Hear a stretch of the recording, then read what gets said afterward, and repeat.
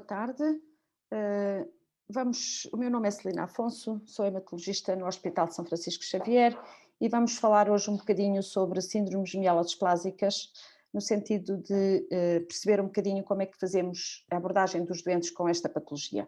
Classificação, estratificação, abordagem terapêutica. A síndrome mielodisplásica é uma doença clonal de células precursoras hematopoéticas e, portanto, uma doença maligna, crónica e não curável. À partida, não curável. Caracteriza-se por ser uma doença com displasia de uma ou várias linhagens hematopoéticas, por ter uma hematopoiese ineficaz com uma apoptose aumentada a nível da medula óssea e representa um risco acrescido para a leucemia mieloide aguda, que é uma situação grave e com um fim, muitas vezes, fatal. A maior parte dos doentes apresenta-se com citopénias no sangue periférico, anemia, trombocitopenia e leucopenia, e tem uma particularidade que a torna uma doença às vezes complicada de gerir. É uma doença dos adultos, mas dos adultos idosos.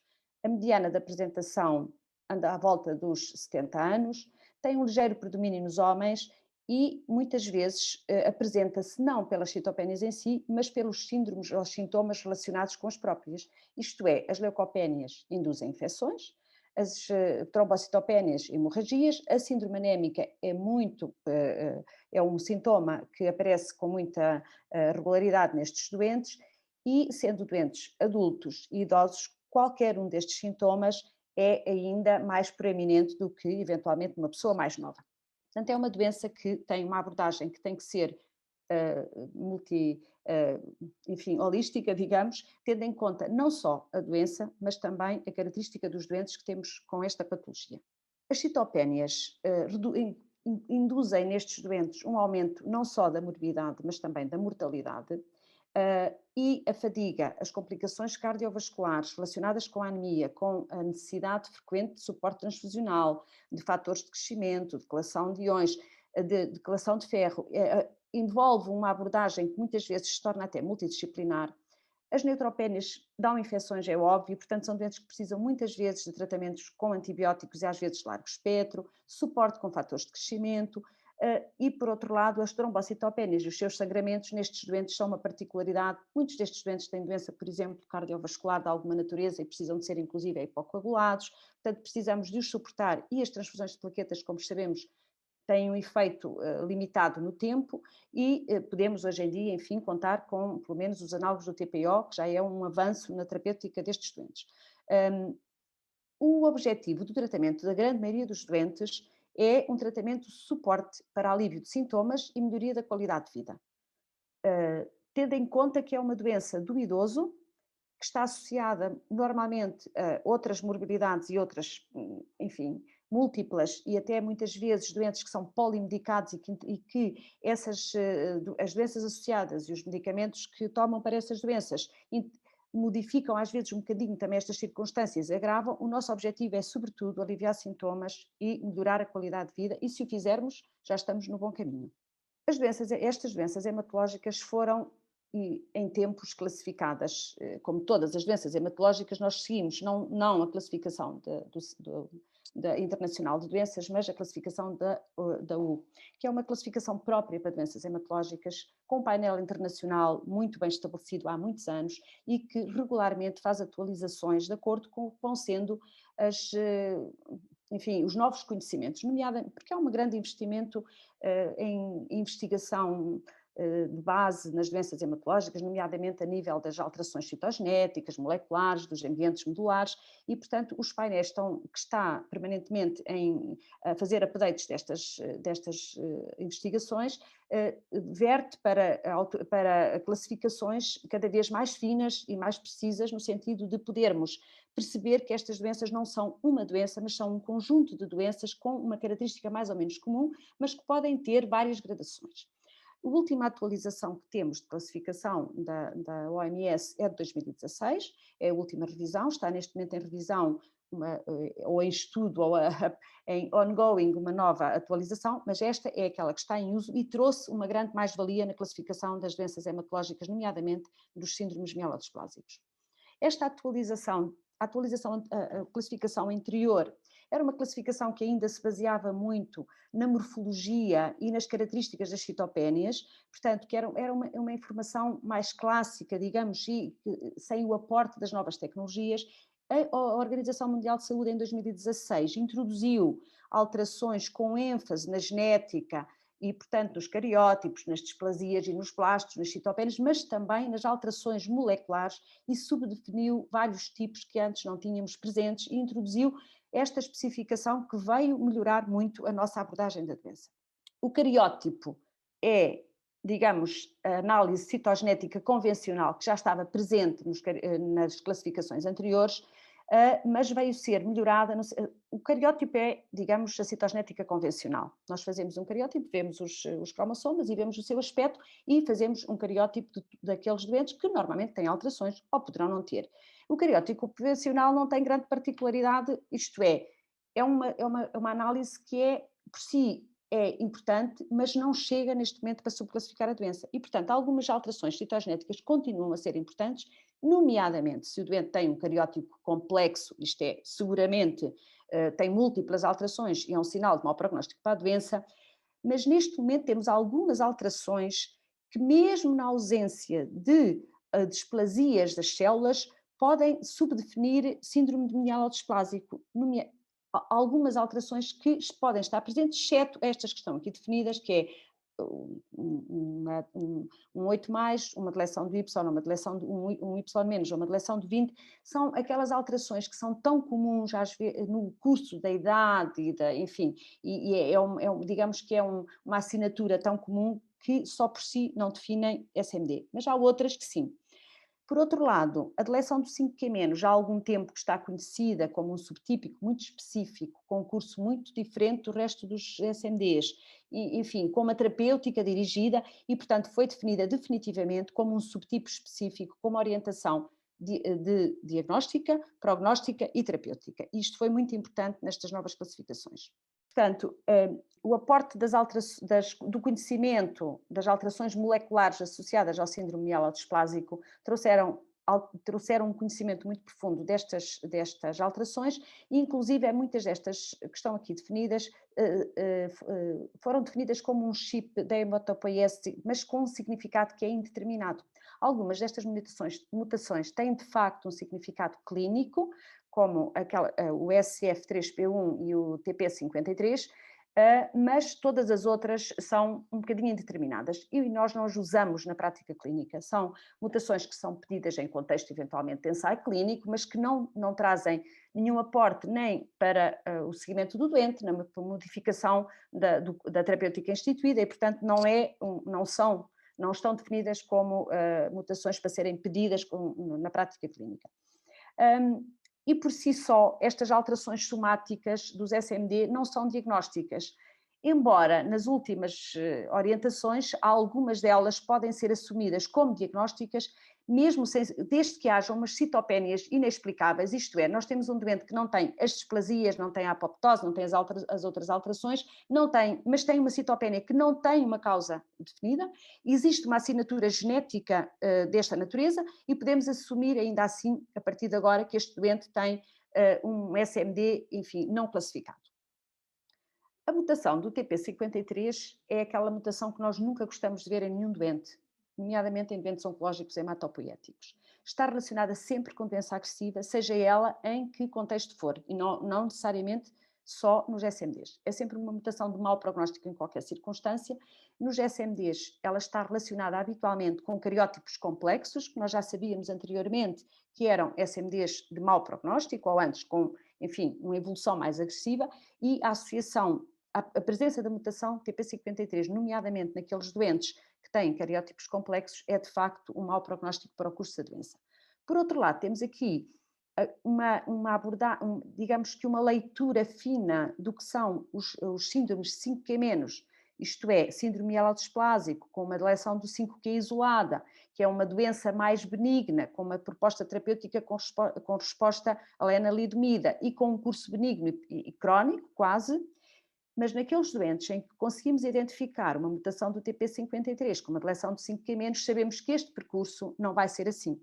Até hoje nós instituímos lenalidomida a todos os doentes que tinham 5Q-, e às vezes tínhamos um grupo de doentes que inexplicavelmente tinham um curso pior e não respondiam ou perdiam resposta rapidamente, e hoje sabemos que a maioria desses doentes tem uma mutação TP53 lá por trás e, portanto, também nos permitiu olhar de uma forma melhor para estes doentes. A mutação do SF3B1 é uma mutação que também traz alguma novidade, porque esta mutação está associada à presença dos sideroblastos em anel, e os sideroblastos em anel são, do ponto de vista morfológico, uma doença de baixo risco do ponto de vista da Organização Mundial de Saúde. Ainda que nós saibamos que se esta presença, se o SF3B1 está presente em sideroblastos em anel com menos de 5% e ela está positiva, nós temos a possibilidade de ter uma doença mais benigna e com uma melhor resposta estimulantes da eritropoiese, ao contrário, porque é uma doença que se trata basicamente, o sideroblastos em anel, como todos sabemos, com estimulantes da eritropoiese, e este subtipo funciona bem com esta terapêutica. Se os sideroblastos estão mais aumentados e a mutação é negativa, já podemos ter aqui alguma dificuldade em conseguir que estes doentes tenham uma resposta adequada a essa terapêutica. E bom, a estratificação destes doentes tem um racional e todos os doentes devem ser estratificados ao diagnóstico. É importante fazer o diagnóstico, estratificá-los de acordo com o seu risco, fazer um índice prognóstico e definir um tratamento. E a estratificação à data do diagnóstico é fundamental.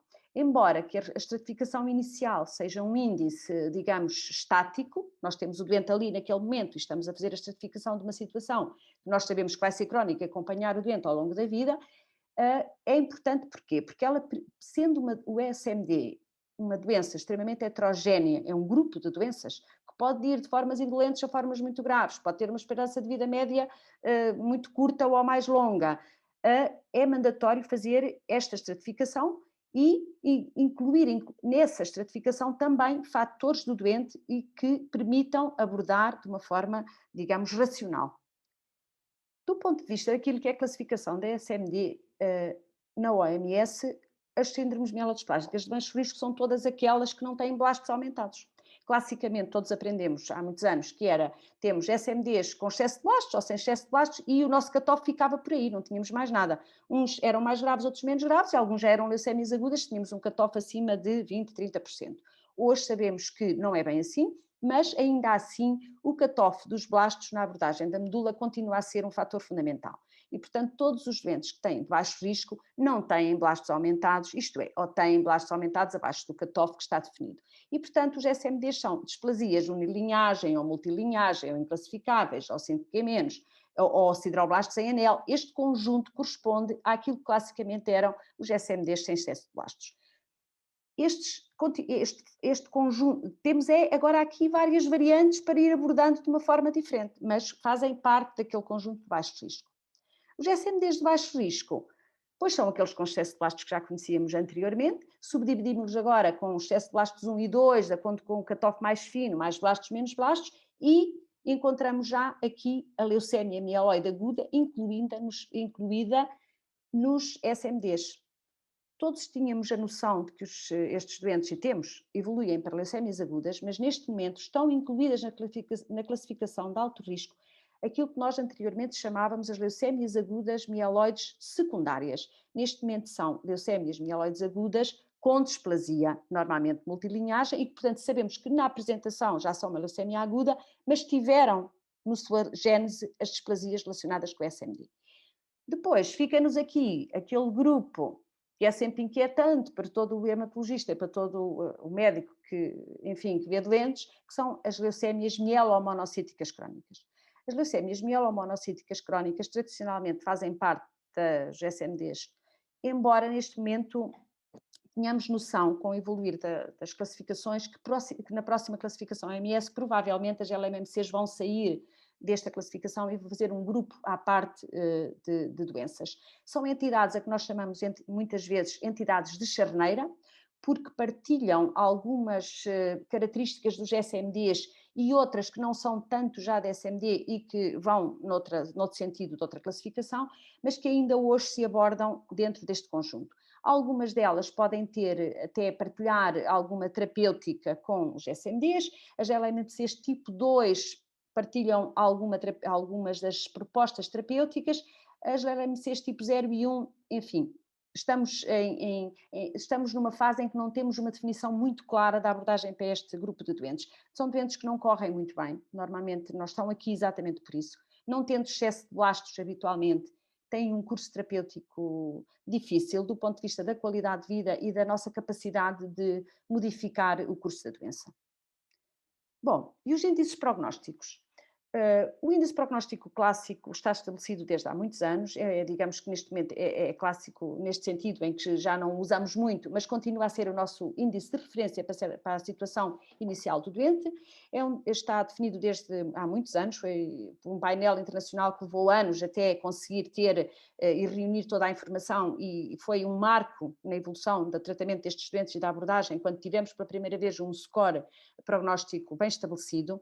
E ele definiu, sobretudo, uma questão que ele olhou sobretudo para aquilo que era naquele momento a nossa abordagem. Temos blastos ou não temos citopénias ou não temos um cariotipo convencional, que era o que tínhamos na altura, sim ou não, de bom ou mau prognóstico, definindo quais são as várias características para uma dessas coisas, e subdividiu os doentes em baixo risco, intermédio 1 e 2 e alto risco. Já era um avanço grande para aquilo que tínhamos até esta altura. E porquê é que esta definição foi importante? Porque quando olhávamos para este grupo de doentes e víamos a estratificação de baixo risco até alto risco, percebíamos que tínhamos aqui um baixo risco, um grupo pequeno, eles tinham esta subdivisão, os intermédios era uma coisa que nós não sabíamos muito bem dar valor a este intermédio 1 e 2, e depois os alto risco era um grupo muito pequeno de doentes e que nesta classificação basicamente correspondiam já a uma fase quase leucémica.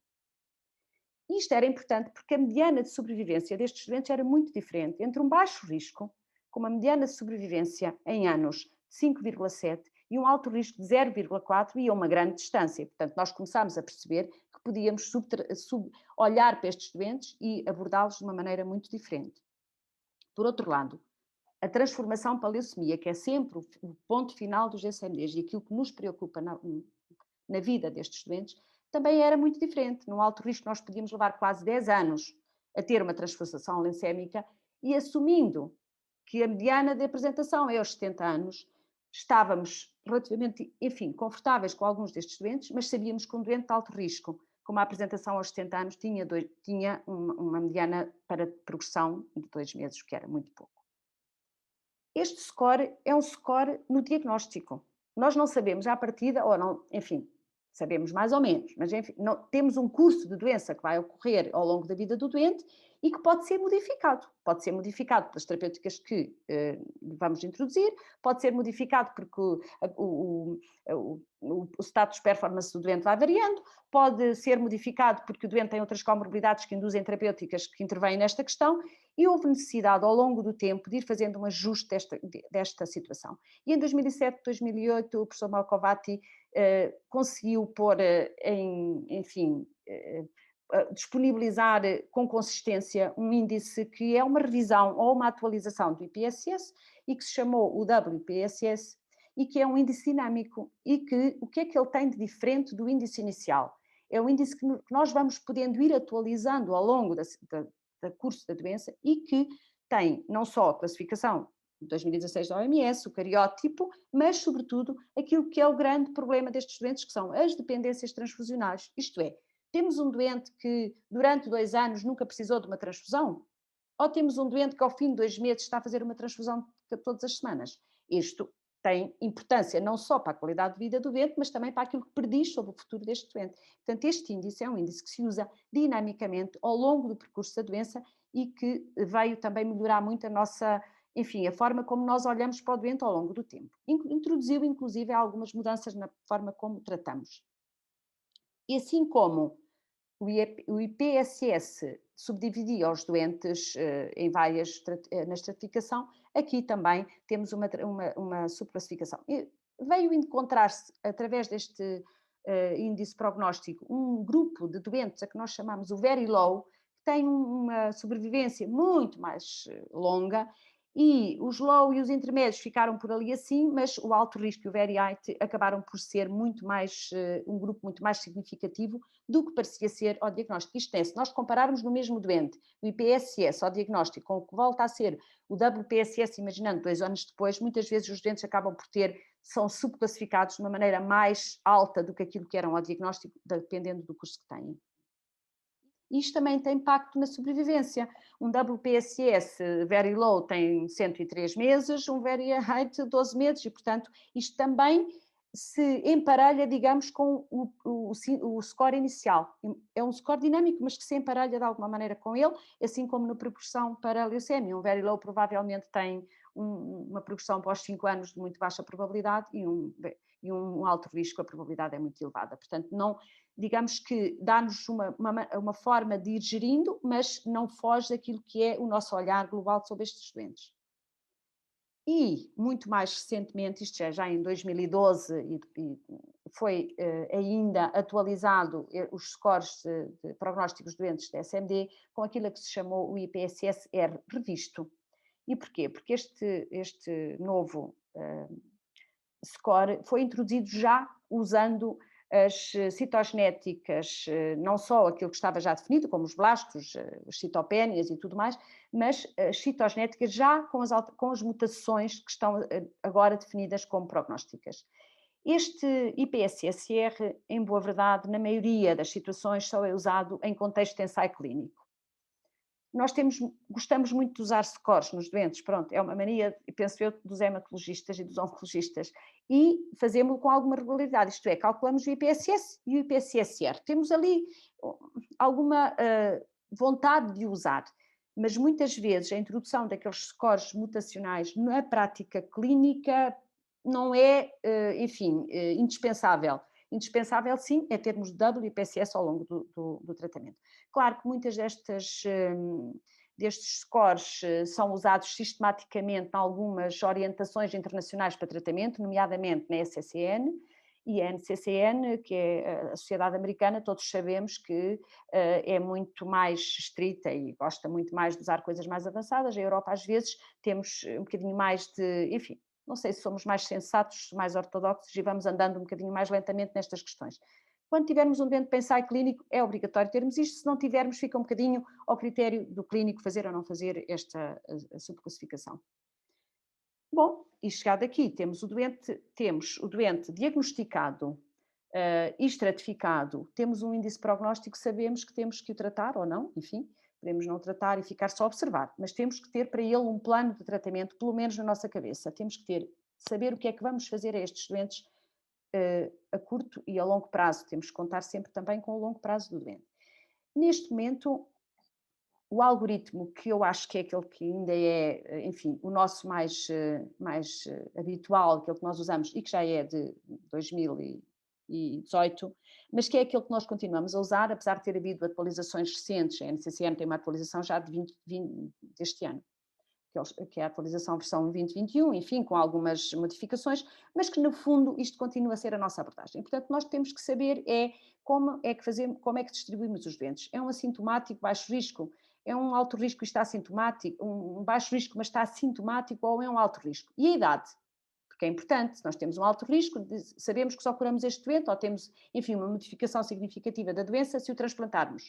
O transplante é halogénico, o doente tem idade, nós fazemos transplantes halogénicos até uma determinada idade, embora que nos últimos anos o cut-off tradicional, que era aos 55, 60 anos, tem vindo a ser alargado e estamos a transplantar até aos 70 e provavelmente até um bocadinho mais à frente, e temos a possibilidade de fazer transplantes os RIC de baixa intensidade, enfim, muitas variações que nos últimos anos foram sendo introduzidas nestas circunstâncias, mas mesmo assim é importante definirmos se temos um doente para transplantar ou não temos, e se não temos, o que é que vamos fazer com eles. E este continua a ser o grau, ou antes, a gradação de terapêuticas que nós temos de acordo com o doente. Se o doente é um doente que tem um diagnóstico que está assintomático, isto é, não tem citopénias a precisarem de ser abordadas, isto é, não tem uma anemia significativa, não tem uma trombocitopénia significativa, não tem uma leucopénia com infecções de repetição, nada que nos pareça de grande, que necessite de tratamento, nós podemos só observá-lo. Ficamos a olhar para o doente, vamos fazendo monitorizações da sua situação e no dia em que houver algum sinal de progressão, passamos o doente para tratamento. E normalmente estes são aqueles doentes que no WIPSS já são os doentes de muito baixo risco, são aqueles 10%, não são muitos. Estes doentes não aparecem muito na clínica. O baixo risco, sim, as citopénias de várias naturezas são aquele que nós temos com mais frequência. A anemia com deleção de 5 em menos tem uma terapêutica dirigida, A lenalidomida é uma terapêutica que está aprovada formalmente para mieloma, é um imunomodulador e tem, hoje em dia, um leque enormíssimo de utilizações, muitas delas off-label. Isto é, se nós quisermos usar lenalidomida, em muitas circunstâncias não o conseguimos, mas usamos off-label. No caso da anemia com deleção de 5Q menos isolada, ela está aprovada. Portanto, é uma indicação de aprovação nos Estados Unidos, na Europa e em Portugal. Nós temos o fármaco disponível e pode ser usado e usamos. Portanto, esta é uma indicação. Os doentes que não têm um 5Q menos, pronto, são um bocadinho mais difíceis de abordar. Eles vão ter anemia, precisam de fazer terapêutica, porque a anemia não é compatível com a qualidade de vida ou com a situação do doente. E os estimulantes da eritropoiese, nomeadamente as epoetinas, são a terapêutica que está definida como aquela que é a terapêutica standard. Alguns doentes nós sabemos que vão responder muito bem, nomeadamente aqueles SF3B1, nós sabemos que têm uma resposta muito boa às epoetinas e, portanto, esses ficamos confortáveis, mas se não tivermos esse grupo de doentes que é muito pequenino na nossa presença, diríamos que aqueles que têm epoetinas séricas inferiores a 500 vão responder a estimulantes. Aqueles que têm epoetinas superiores a 500, alguns scores falam em 400, a resposta poderá ser não tão evidente. Do ponto de vista daquilo que é a abordagem prática destes doentes, é lícito começar sempre a epoetina, independentemente do doseamento sérico. Isto é orientador, porque mesmo com epoetinas, às vezes, séricas mais altas, nós conseguimos algum grau de resposta.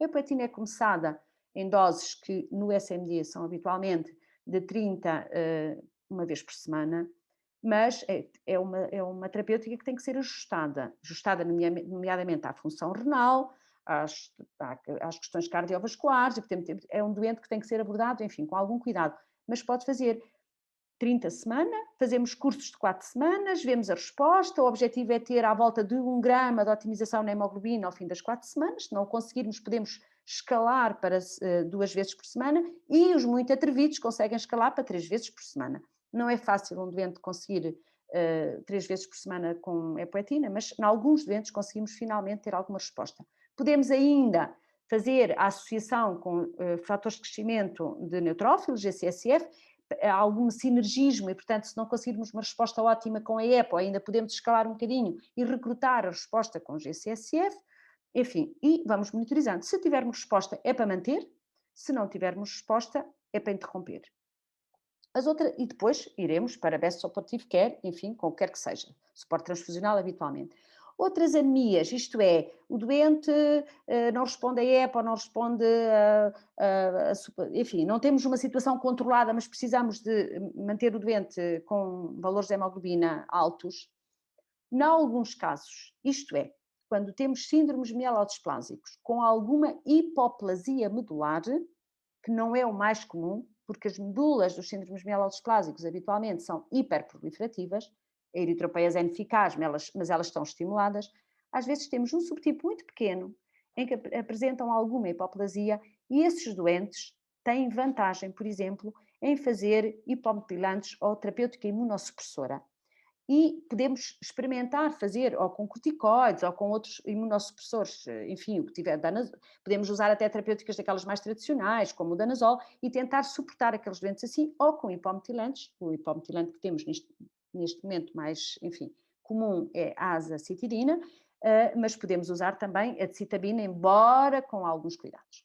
As outras citopénias é para fatores de crescimento. Eventualmente, se não tivermos mais nada para oferecer, podemos sempre optar por fazer um bocadinho de imunossupressão, pôr os corticoides, pôr um bocadinho de danazol, associar coisas. Enfim, é um bocadinho cookbook. A abordagem destes doentes, a certa altura, pode passar mesmo por ir gerindo aquilo que temos da melhor forma, sempre com o objetivo de não introduzir toxicidades exageradas nos doentes, porque muitas vezes ficamos tão focados em tratar o síndrome mielodisplásico, em introduzir terapêuticas, em modificar a doença, que nos esquecemos que estamos a introduzir toxicidades. É um doente idoso que tem diabetes e pomos-lhe corticoides e de repente o doente está com a sua diabetes toda descompensada, a sua tensão fora de controle, a parte cardiovascular toda, e portanto temos que ter aqui uma abordagem que tem que ser bastante orientada para o doente. Os doentes de alto risco é para transplantar, ponto. Nos doentes de alto risco, que não são candidatos a transplante, começamos hipometilantes, ok? Os hipometilantes com azacitidina, num programa mensal. A resposta à azacitidina é relativamente boa. A mediana da resposta a azacitidina é uma terapêutica que é feita mensalmente e que se faz indefinidamente enquanto tivermos resposta. As melhores respostas são obtidas aos 3 meses, mas temos respondedores tardios aos 6 meses e, portanto, mantemos os doentes. A mediana de resposta não é muito longa, mas um doente de alto risco, que tem uma mediana de sobrevivência de 2 a 4 meses, se conseguirmos mantê-lo 12 a 18 meses, que é a mediana de resposta aos hipometilantes, com boa qualidade de vida, é um avanço para o doente.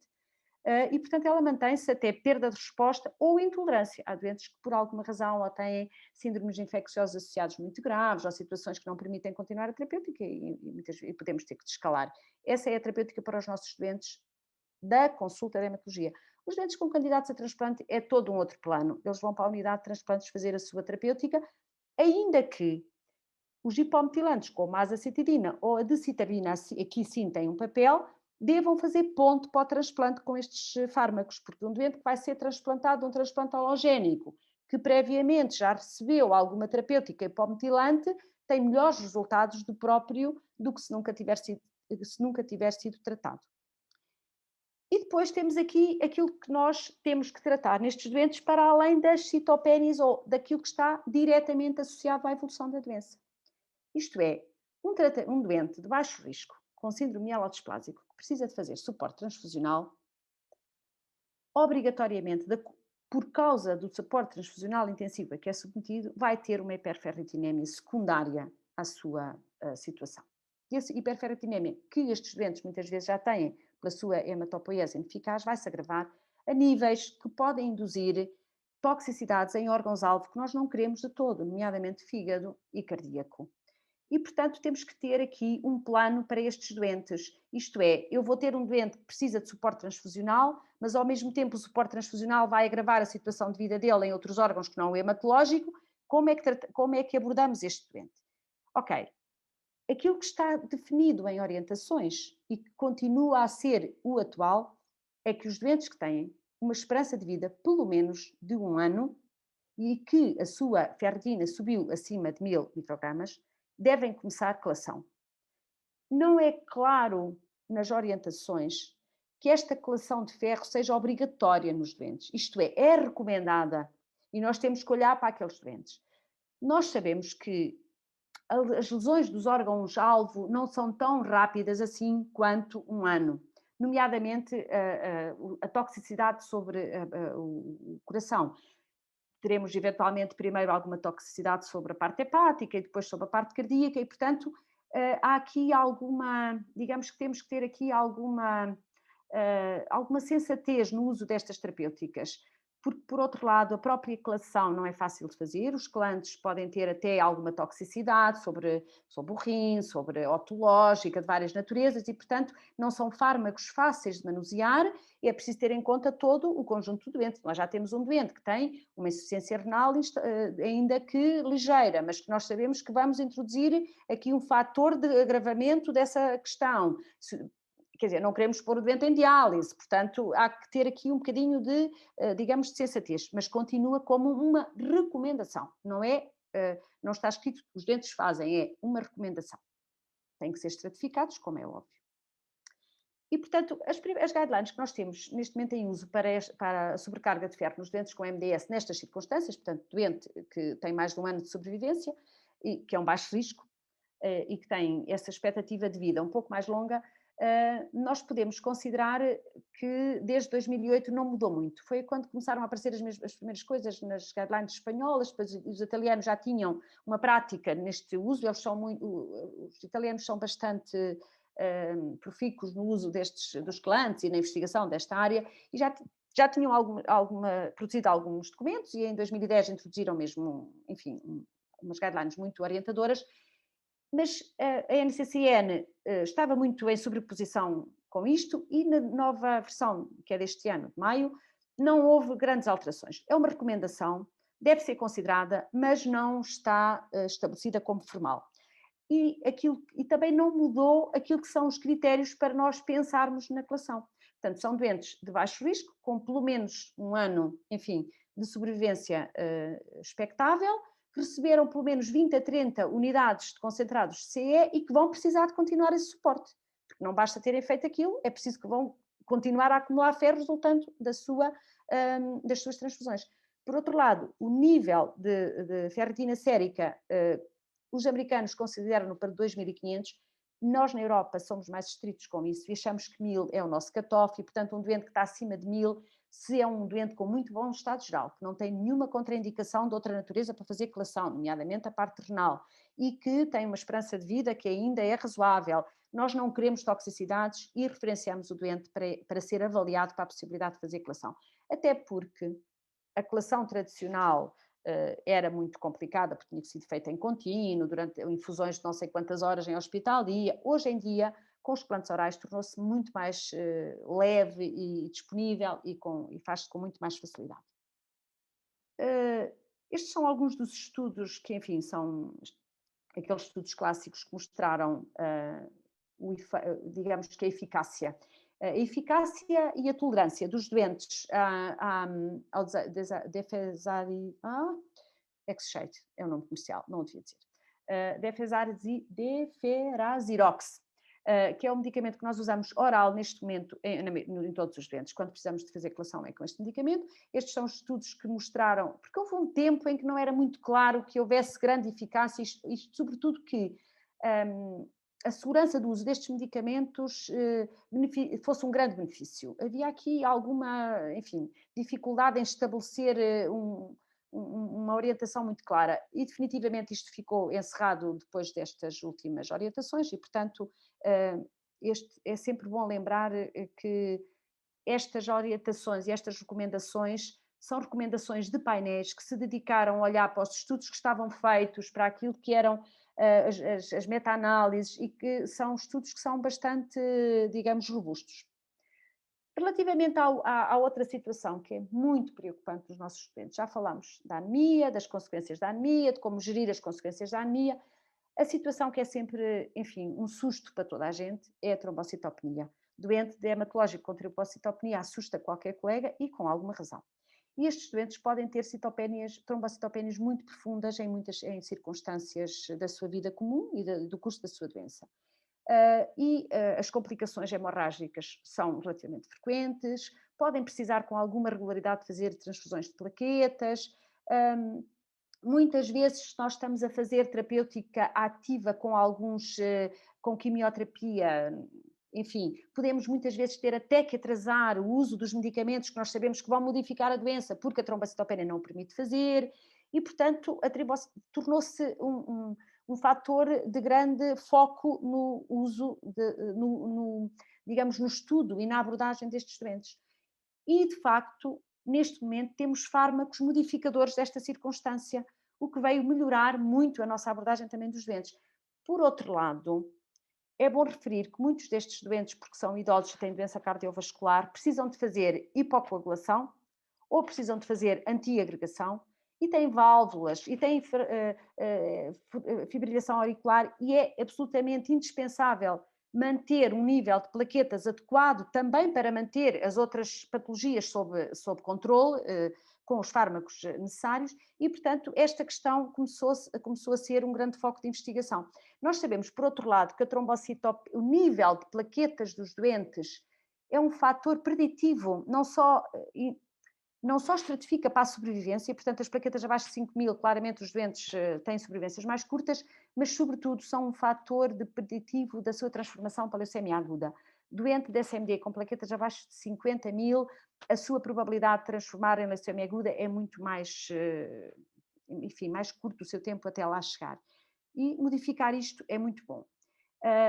Neste momento, nós sabemos que temos um medicamento disponível, que é o Eltrombopag, que é um análogo da trombopoetina, que está aprovado para SMDs de baixo risco, com trombocitopenia, e que pode ser usado como estimulante das plaquetas. E os doentes têm respostas relativamente favoráveis. E, por outro lado, tivemos aqui, isto é interessante, porque sendo a leucemia aguda aquilo que nós nunca queremos dentro do SMD, é interessante termos percebido que quando se estudou o Eltrombopag em linhagens celulares de leucemia, se percebeu que o próprio fármaco tem algum efeito antiproliferativo e, portanto, parece atrasar um bocadinho a própria progressão para a leucemia aguda. Não só porque não é só o efeito sobre a citopénia, o doente melhora da sua citopénia, não. A nível central parece haver alguma, digamos que algum atraso mesmo na linhagem que pode ser aquela que progride para a leucemia aguda. E isto é interessante também porque nos dá aqui, digamos que um foco melhor para o uso destes fármacos. E pronto, estes são as nossas armas, digamos, que temos hoje em dia para tratar estes doentes. Qual é a questão que eu acho que neste momento está em aberto? Não está. Ela não está em aberto. O que nós não temos é ainda, e nomeadamente em muitos dos nossos hospitais, instituída uma rotina que nos permita abordar estes doentes de uma forma multidisciplinar. É obrigatório individualizar o tratamento. Hoje em dia, isto é, digamos que, uma norma de orientação para a grande maioria das doenças hematológicas, é a individualização do tratamento. A terapêutica é definida para aquele doente e não para aquela doença. Temos um armamentário disponível, mas é para aquele doente e, portanto, tudo o que gerimos é em função do doente e daquilo que queremos para ele. No caso dos doentes mielodisplásicos, o que queremos é modificar a sua doença, mas manter a qualidade de vida. E, portanto, devíamos ter à partida em todos estes doentes escalas de comorbidade, reconciliação terapêutica, isto é, que medicamentos é que o doente está a fazer, como é que gerimos de melhor forma as outras opções terapêuticas para as outras patologias, as escalas de fragilidade, porque uma coisa é termos um doente com múltiplas comorbilidades, polimedicado e com status performance, apesar de tudo bom, e às vezes temos doentes que mesmo com poucas comorbidades e pouco medicados têm uma fragilidade e uma capacidade de resiliência para tratamentos muito baixa. Isto, há escalas que permitem definir cada uma destas coisas e, eventualmente, ou não, ou a sério, deveríamos ter a intervenção geriátrica para estes doentes. Existem muitos consensos internacionais e muita abordagem internacional para a intervenção geriátrica em doentes oncológicos em geral. Aliás, está a decorrer agora em outubro um congresso que é exatamente dedicado, não exatamente a doentes hematológicos, mas que pode ser extrapolado para os doentes hematológicos, para doentes oncológicos, sobre a revisão dos novos consensos para a intervenção geriátrica em doença oncológica. E esta intervenção é uma intervenção que é fundamental, porque o doente é abordado como um todo e nós podemos ter ali um ponto de apoio para não causar, digamos que, disrupções naquele doente. A avaliação geriátrica é uma coisa que pode ser... Este score já é de 2014 e está agora a ser reavaliado, enfim, este fluxograma, digamos. Nós no hospital começámos este programa de avaliação geriátrica há algum tempo atrás, com a vinda de uma colega com especialista nesta área. Claro que neste momento estamos numa situação particularmente difícil em que muitas destas coisas estão um bocadinho, enfim, em stand-by, mas é o nosso objetivo manter esta ligação e estas abordagens. Temos, inclusive, neste momento, na hematologia, um grupo com enfermagem dedicada para tentarmos pôr em ordem, digamos, a organização dos scores e a nossa avaliação para estas questões, porque é fundamental. O uso de um score simples para doentes idosos, um score, digamos, de triagem, com um cutoff que se define de acordo com regras que estão estabelecidas, pode-nos definir logo um doente que é, este doente tem resiliência para fazer coisas e não precisamos nos preocupar com ele. Portanto, vamos gerir a conciliação terapêutica, vamos olhar para as coisas, mas é um doente que é capaz de ser abordado de uma forma mais agressiva. Ou então, este doente, sim, se tiver alguém a apoiá-lo, precisa de uma escala geriátrica mais fina, precisa de um geriatra a olhar para ele, de vez em quando, para ver se as coisas estão a correr bem. Ou temos um doente que não consegue de todo ter uma abordagem a sério e temos que o pôr só a fazer coisas de suporte e a manter só a qualidade de vida. E esta questão é fundamental hoje em dia. Os nossos doentes são cada vez mais idosos. Nos últimos anos, a população que nós recebemos de doentes com idades acima dos 90 anos e que ainda queremos tratar é muito grande. Há uns anos atrás, eu que já não sou assim tão nova, víamos doentes que aos 80 anos olhávamos para eles, já pensávamos, não sei muito bem se este doente vai aguentar fazer coisas.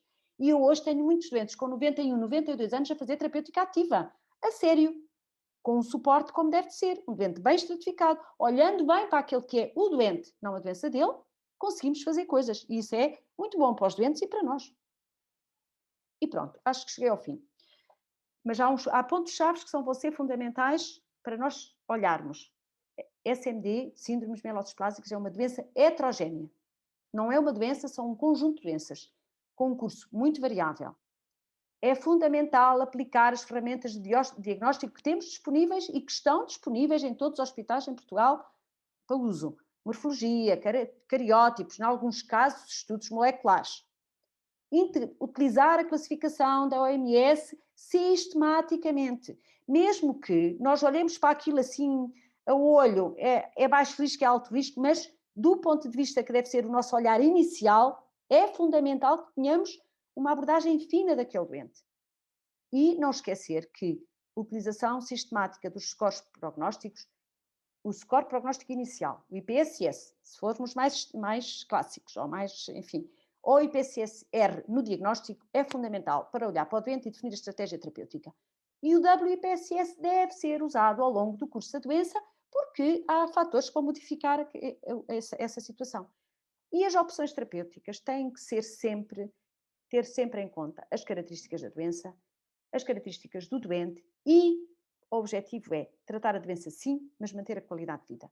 E por isso, o uso de todas as escalas de fragilidade, de morbilidade, geriátricas, o que quer que seja, deve ser encorajado a todo momento. E depois chegamos àquela questão que é, e os médicos estão assoberbados de trabalho. E quando vêm os doentes não têm tempo para fazer escalas. E não temos enfermeiros na consulta. E devíamos ter pessoal dedicado para estas coisas. É verdade, isto é uma realidade na maioria dos hospitais. Mas se nunca olharmos para esta questão desta maneira, também nunca conseguiremos pôr nada em marcha. E, portanto, eu espero que a pandemia nos deixe recomeçar os projetos que tínhamos no meu hospital, e que sei que noutros não é o único, nesta área, de modo a conseguirmos dar a melhor qualidade de vida e o melhor tratamento aos nossos doentes mais velhos, okay? Que são a maioria dos doentes.